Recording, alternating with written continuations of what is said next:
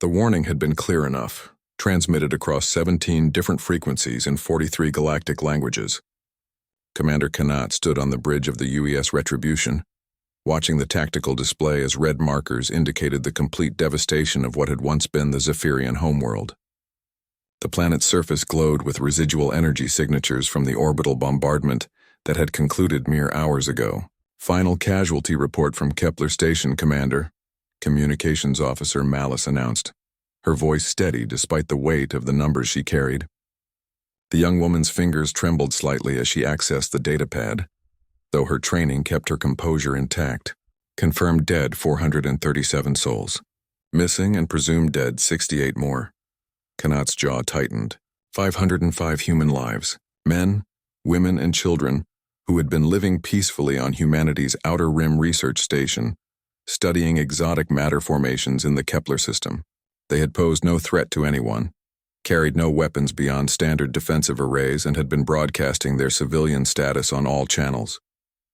The Zephyrians had attacked anyway. The Galactic Council is demanding an explanation for our response. Malice continued, scrolling through the cascade of incoming transmissions. 17 species have filed formal complaints. The Altarians are threatening to sever diplomatic relations. Let them, Kanat replied, his voice carrying the weight of absolute conviction. He turned from the tactical display to face his communications officer. Malice, open a channel to Earth Command. Priority Alpha. The young officer's fingers danced across her console with practiced efficiency. Within moments, the holographic form of Admiral Sarah Chen materialized in the center of the bridge. The Admiral's expression was grim but resolute, her steel-gray hair pulled back in regulation style despite the late hour on Earth. Commander Kanat, Admiral Chen began, I trust the operation was executed according to parameters? Affirmative, Admiral. Complete orbital bombardment of the Zephyrian homeworld has been concluded. Military installations, industrial centers, and population centers have been neutralized. Estimated Zephyrian casualties. Kanat paused, consulting his tactical officer's final report. Approximately 2 billion. The number hung in the air like a physical presence. Even Admiral Chen, hardened by decades of military service, seemed to absorb the magnitude of what humanity had just accomplished. The galaxy thinks we've gone too far, Malice interjected, her voice carrying a note of uncertainty. Some species are calling it genocide. They're saying our response was disproportionate. Admiral Chen's expression didn't waver. Officer Malice, how long has humanity been part of the galactic community? 47 years, Admiral. And in those 47 years, how many times have human civilian installations been attacked? Malice consulted her records. Kepler Station was the 14th confirmed attack on human civilian targets, Admiral. The previous 13 resulted in over 3,000 human deaths. And how did the Galactic Council respond to those previous attacks? The young communications officer's face darkened. Formal condemnations. Economic sanctions that were lifted within standard years. Diplomatic censure. Nothing that actually stopped the attacks. Kanat watched this exchange with approval. Malice was young, but she was learning. The galaxy operated on different principles than the naive humans had initially believed.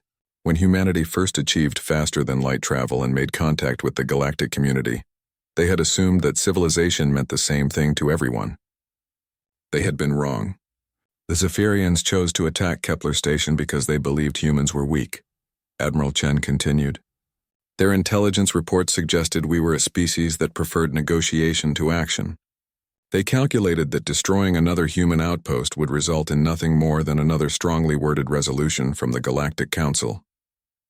They miscalculated, Kanat stated simply. Indeed they did. The Admiral's voice carried a note of dark satisfaction. Commander, what was the response time from the attack on Kepler Station to the initiation of our counterstrike? 72 hours, Admiral. Enough time for the Zephyrians to evacuate their civilians if they had chosen to do so. But they didn't evacuate, did they? No, Admiral. Our intelligence suggests they were preparing celebration broadcasts for their successful attack on human territory. They never imagined we would retaliate with such force. Admiral Chen nodded grimly. The galaxy needs to understand something fundamental about humanity. We are not the passive species they believed us to be. For generations, we told ourselves that civilization meant restraint.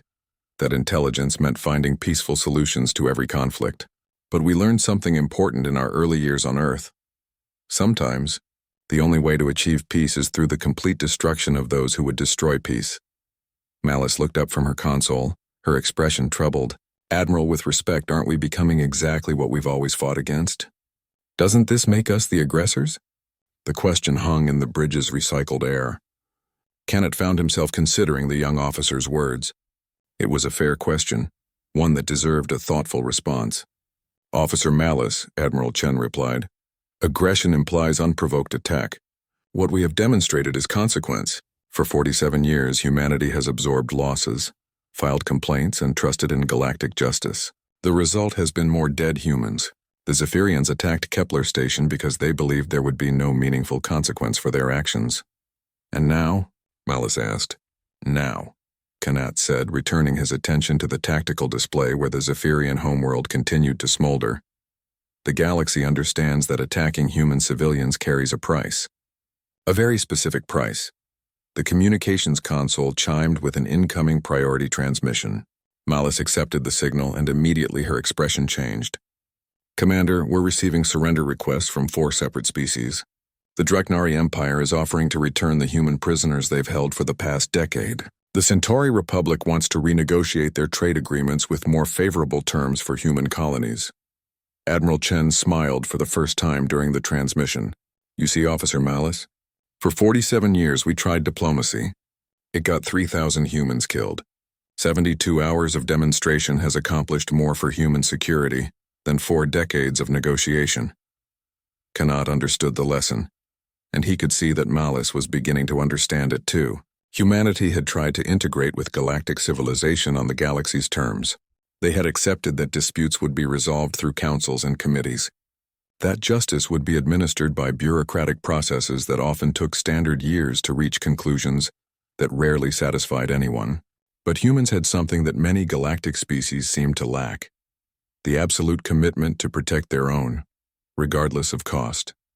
When the galaxy failed to provide justice for human losses, humanity had decided to provide their own justice. The Zephyrians made a fundamental miscalculation, Admiral Chen concluded. They assumed that because humans prefer peace, humans are incapable of war. They learned differently. As the transmission ended, Kanat turned to look out at the stars. Somewhere out there, representatives from dozens of species were recalculating their assessments of human capabilities and resolve.